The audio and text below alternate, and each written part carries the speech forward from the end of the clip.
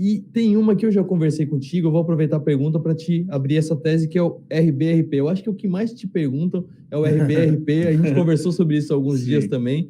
Tem um imóvel especificamente que é preocupante, eu queria ouvir de ti como é que está a situação do RBRP, por que caiu tanto e o quão preocupante é a situação atual desse FII? Bom, primeiro de tudo, o RBRP é um fundo de uma gestora consideravelmente nova, né? Tem uma experiência grande de mercado, mas ela é nova, então ela colocou muito fundo muito rápido. O RBRP também é um fundo novo, se eu não me engano é 2018, 2019, é um fundo novo, considerado com HGLG que tem 12, 13 anos. Então esse é o primeiro ponto. O RBRP, para a gente entender o momento dele, por que eu acho que hoje ele tem um risco maior, se a gente voltar um ano atrás, ele comprava lajes pequenas. Então ele vinha, por exemplo, aqui nesse prédio aqui, comprava um andar. Depois ele comprava o andar de baixo, comprava o outro. Daqui a pouco ele vendia, comprava o andar ali no vizinho. Ele fazia muito isso. O ano passado, ele lançou uma emissão e ele disse que ele ia comprar um prédio inteiro, né? Que é o famoso River One aí. Ele comprou esse River One e aí esse River One tomou 45% de todo o patrimônio do RBRP e tá lá vago com o RMG. Tá lá a Alexa participando. Tomou quase 50% do patrimônio do RBRP, tá vago, tem uma RMG, que é uma renda mínima garantida, e por enquanto não temos muitas informações além disso, né? O gestor fala que tá conversando com interessados, mas por enquanto não tem ninguém que locou lá. Eu acho que o risco hoje é bem maior, porque ele deixou de ser um fundo que comprava pequenas salinhas e comprou um prédio inteiro. Ele vai precisar alugar aquele prédio inteiro, e o principal ponto, assim, o calcanhar de Aquiles dessa compra deles é que essa renda mínima garantida, tá, eu não lembro o valor exato, assim, mas relevem o valor. Mas 0,20 a receita. Não, mas eu digo do valor do metro, o valor do metro da RMG, eu não lembro.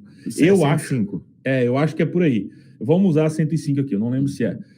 O valor do RMG está R$105 o metro quadrado.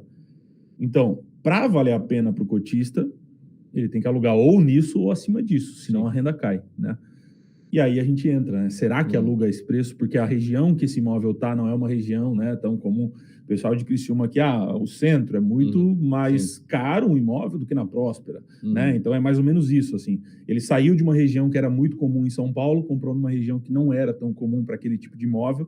E aí agora a gente está esperando por isso, né? Tem que esperar o gestor alugar para a gente ver se vai vir acima dessa renda mínima. Pelo que eu conversei também com os gestores, eles querem alugar R$120 no metro quadrado. Ele falou desde o começo 120. E algo que a gente conversou também já, que o prédio ali que tem na frente é o quê? R$80, R$90 ali um metro quadrado. Então, bem na frente, né? No terreno da frente não está nem em 100. O cara começa a se perguntar, né? Será que vai passar? Pô, se vier 80... É um desastre, cara. Aí complica a situação. E algo também, até para deixar todo mundo que está estudando a gente antenado na mesma proporção, o que é o RMG que o Rodrigo fala, né? Que é a renda mínima garantida, né? É o valor que o fundo vai estar distribuindo, que eu acho que tem mais um ano ainda para distribuir, pelo que eu conversei, referente ao próprio capital que os cotistas colocaram ali, né? Que entraram dentro da emissão. Então, não é referente a um lucro dentro da operação, é referente ao próprio capital, como se fosse uma amortização que está sendo devolvida para ter aquela renda mínima garantida até o fundo conseguir alocar o imóvel para alguém. Então, tu vê lá, por exemplo, o RBR Properties está pagando 0,65% em relação ao valor dele hoje. Se, por exemplo, daqui 12 meses eles não conseguirem alocar o River One, aquilo vai baixar para 0,3%, 0,4%. Então, é isso que a gente está comentando aqui, né? Que pode ser um problema, como também pode ser uma solução. Se eles conseguirem alocar... se eles conseguirem, eles provaram a tese deles. Inclusive, já colocaram aqui, o pessoal está bem ativo aqui. O Renato Inácio confirmou o 105 de RMG. E o Luiz Gustavo Brito já colocou aqui, apareceu um locatário querendo por 85 o metro quadrado. É uma baita diferença, 85 é praticamente 20% de deságio, e ele mesmo já complementou que eles não aceitaram. Então... porque assim, se ele aceitar, porque se você for ver qualquer live, inclusive eles fizeram live comigo, qualquer live que o gestor veio antes da emissão passar, ele falava, ele dizia publicamente, não sou eu que estou dizendo, conversa interna, ele falava assim, não... A gente sabe que lá aluga 120. Ele falava isso. Então, quando você fala isso, o seu cotista ele vai dizer, não, confio em você, né? Beleza. Agora, se ele aceitar 80, ele vai meio que sujar tudo que ele falou. Só que aí a gente entra num outro problema. Vai chegar uma hora que quanto mais a corda vai apertando, ele vai ter que dizer, beleza, eu vou ter que aceitar alguma coisa. Uhum. Se ninguém pagar 120, vai chegar um momento que ele vai ter que dizer, beleza, aceito 85, o meu fundo vai cair, o fundo ali provavelmente vai sofrer um pouco, depois se ajusta, tudo bem. E correndo o risco de daqui a pouco quem está oferecendo 85 agora, quando for pedir, não, aceita 85, não, mas agora eu te ofereço 75. Antes o jogo. E outra coisa que a gente conversou também, né, que é interessante a gente pautar aqui, eu conversei ali com o gestor no caso, é que ele comentou o seguinte, por exemplo, para te ver como tem realmente pensamento de longo prazo, né? Por exemplo, ele vai conseguir fazer o contrato ali para 120, mas nos 2 primeiros anos ele vai dar um desconto ainda, né? Então não vai ser 120 assim direto no primeiro ano. Ele teria que, para fazer sentido, ele teria que alugar sem desconto, sem carência, o que é praticamente impossível. Uhum. É praticamente impossível tu alugar um prédio inteiro. O Shopee, né? O Shopee, que é uma empresa chinesa gigante, foi lá para Faria Lima, alugou um prédio inteiro.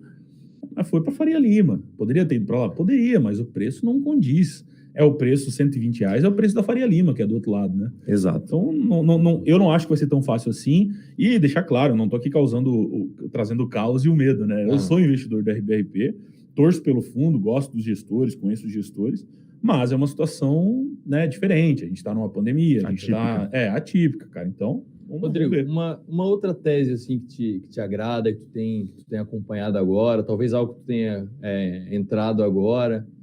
Cara, agro, eu gosto muito do meio agro. Eu acho que, assim, 2 fundos que me chamam muita atenção nesse segmento, né, que é um segmento novo na Bolsa, é o Risa Terrax. Eu acho que a Wise tem uma conversa bem próxima lá com o pessoal da Risa. O Paulo Mesquita. E o BTAL, 2 fundos que é do BTG, né? Que é do BTG, exato. 2 fundos que eu vejo, assim, que são, cara, que estão trabalhando muito legal. Eles colocaram uma equipe muito forte de agro lá dentro. O da Risa, né? O Paulo, que é o gestor principal lá, o cara entende muito de terra. Uhum. O Risa, ele foca na compra ele arrenda, né, fazenda. Então, ele arrenda pedaços de fazenda, um contrato de 10, 15 anos, e é uma tese legal, né? E o BTAL é meio como se fosse um logístico, né? Uhum. Ele tem ali, ele pega o imóvel em si, igual qualquer outro fundo imobiliário, mas também voltado pro meio agro, assim. Então, tem cana, tem porto, tem um monte de coisa lá dentro. Eu acho legal, assim, o BTAL também é um pouco mais híbrido, porque ele tem umas partes ali dentro que ele tem um pouco de arrendamento também, né? Hoje dentro do fundo também de comprar terra e fazer ali a parte de arrendamento. Não, aí é o BTRA.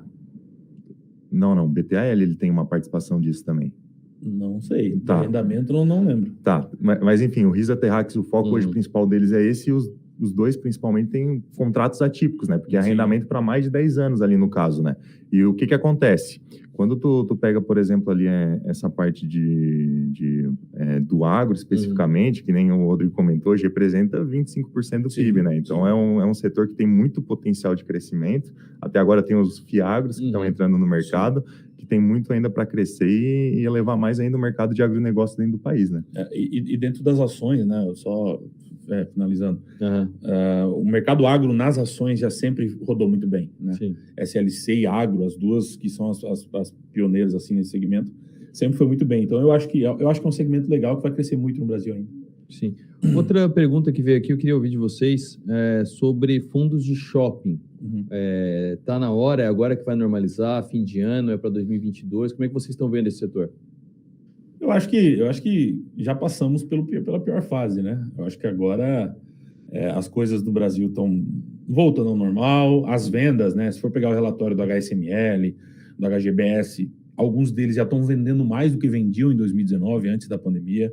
Então, eu acho que agora, óbvio, a gente não vai ver o dividendo voltar amanhã, no próximo mês, porque foi concedido muito desconto, foi concedida muita carência, né? Para os caras ficarem lá, para não diminuir vacância, para não aumentar a vacância. Mas eu acho que voltamos ao normal, assim. Acho que os shoppings já estão normal. Quem vai aqui, pelo menos, né, aqui, a nossa cidade é pequena, não é parâmetro para o Brasil inteiro, mas o cara vai no shopping aqui, você já vê que já está normal, né? O povo já está ali, as lojas fechou bastante, mas as lojas que tem ali já tem gente consumindo e tal. Bem diferente, né, do que a gente via 6, 7 meses atrás. Aí. É um negócio que eu notei de shopping, aqui no Nações, que é o maior shopping da cidade, mas também vi em outras cidades, é que essa situação deu uma rodada, muitas lojas fecharam e muitas outras abriram, então em alguns lugares tu vê mais ou menos o mesmo número de lojas, o mesmo metro quadrado ocupado, mas mudou quem tá ali. Sim. provavelmente por essas negociações. Tipo, agora eu quero entrar, então eu vou te pagar menos, mais ou menos aquele papo do River One. Quem tinha dinheiro ali. O cara, assim, se você conversa com empresários grandes aí que tem lojas, para eles foi muito bom. Eles conseguiram tomar um monte de loja barato que estava vago há muito tempo, só que para isso tem que ter dinheiro, né? Sim. Então, quem tem dinheiro conseguiu alugar, conseguiu chegar num shopping e fazer, olha, eu alugo isso aí, mas eu quero fazer um contrato longo pagando um pouco menos. E consegue, né? Exato. E o bom do shopping é um indicador que acho que a maioria dos shoppings eles botam nos relatórios, é interessante a gente falar disso, é o NOI, né? Que é como se fosse o EBITDA das ações, né? Que é o resultado operacional. E o NOI também está crescendo mês a mês ali dos fundos especificamente. O que a gente está vendo uma retomada econômica grande e até, que nem o Rodrigo Colombo comentou, a gente já está numa venda maior pré-pandemia. Então, está voltando, sabe? E isso está voltando. Vi alguns gestores comentar que tem alguns analistas que comentaram que a única coisa que iria prejudicar o shopping nessa pandemia, digamos de maneira geral, é que o tempo médio de uma pessoa que vai ficar dentro do shopping vai passar de 1h30 para 1 hora. Mas de resto, ele vai continuar indo para o shopping, vai continuar fazendo as compras e que nem a gente está vendo já não só nos fundos listados de shopping, mas nas empresas também, o resultado está vindo, né? Sim. Outro case que eu deixei separado aqui, porque eu tenho muita curiosidade de ouvir vocês sobre isso. Tu falou, o dividendo não vai voltar. Tu falou, o dividendo não vai voltar ao patamar que estava. Eu quero ouvir de vocês sobre fundos imobiliários que não estão distribuindo nada faz meses, tipo o HTMX, que é de hotéis. Como é que vocês veem isso como um investimento? Vale investir agora sem saber quando é que vai voltar a distribuir? É uma oportunidade mesmo ou o risco não vale? É porque assim, a primeira coisa é que tem que entender a diferença, né? O HTMX ele não é um fundo de renda, né? Ele não é um fundo de renda. O principal foco do HTMX é venda de quartos de hotel. Então, a renda dele vem da venda, não do aluguel do hotel. Né? Então, esse é o primeiro ponto. O HTMX é um caso à parte. É como se ele trabalhasse com desenvolvimento. Então, ele é um fundo que ele pega o quarto, compra o quarto num momento ruim e vende o quarto num momento bom. Ele ganha uma certa renda com aluguel de quarto, mas ela é irrisória, porque ele compra um quarto. Ele pega um prédio ali e compra um quarto. 2, 3, um andar. Só que o dono do hotel não é bobo, não vai ficar alugando aquele prédio lá, aquele quarto, só vai alugar quando tiver tudo cheio. Então, por que ele não está pagando? Porque ele não está vendendo. Ninguém está comprando quarto agora. As empresas não estão investindo agora porque ninguém está usando. Né? Então, ele é diferente. É diferente. Assim, se você pegar qualquer fundo de renda, ele está pagando. O que eu falei que não vai voltar é o dos FOFs. Né? Os FOFs eles vão sofrer um pouco mais, né? Até os fundos, ele conseguir fazer ganho de capital. Mas fundo voltado para renda, cara, pegar fundos mais antigos aí, KNRI, HGLG, eles inclusive aumentaram renda, né, nesse período. Aí. Então, o HTMX é uma parte porque o negócio dele é ganhar com a venda do hotel. E aí, para ganhar com a venda, o mercado tem que estar bom. E até no relatório deles, né, eu vi esses dias, eles diminuíram a taxa de administração, acho que é mais da metade, exatamente porque eles não estão conseguindo gerar renda, gerar lucro, né? Consequentemente, eles iriam... Da onde que eles iriam tirar essa taxa de administração? Do próprio cotista, o que não faria sentido, né? Sim. Outra, aí já veio aqui o Daniel falar, os shoppings vão voltar, brasileiro é rolezeiro. Eu também acho, eu entendi essa informação aí, essa preocupação, mas eu não sei se depois que a pessoa entra no shopping, ela fica muito preocupada. Com certeza é meu seguidor. Deve ser. Eu que falei esse negócio do rolezeiro aí, os caras ficam me zoando até hoje. Eu falei que o negócio brasileiro é ir pra lá, dar volta no shopping, comer pipoca, e é isso, cara, e é a realidade. No shopping, se você for ver os números dos shoppings no Brasil, os shoppings que mais ganham dinheiro são os shoppings de classe B e C, cara. Sim, são poucos os shoppings de classe A que ganham muito dinheiro. Porque, querendo ou não, o cara que tem mais dinheiro, ele já acostumou a comprar na internet, tem isso.